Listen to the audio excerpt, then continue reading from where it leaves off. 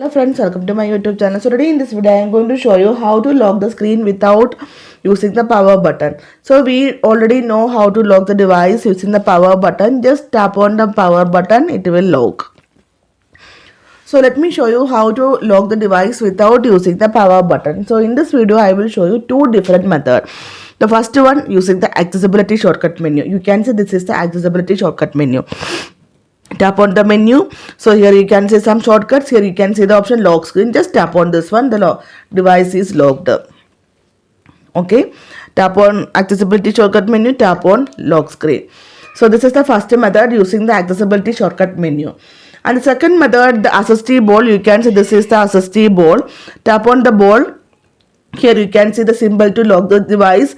Tap on this one. The device is locked. Tap on the SSD ball. Tap on lock screen. So simply in these two different methods you can lock the device without using the power button.